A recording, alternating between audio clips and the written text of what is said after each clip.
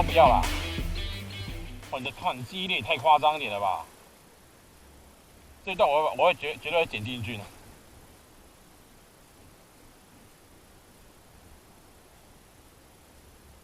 这个我绝对会剪到那个剪辑里面。这也太扯了吧！那么大一个你说这个语音不见就算了，我就说你背包也不背就是这样。我刚才不应该提醒你，我应该提一小段说，哎，背包嘞。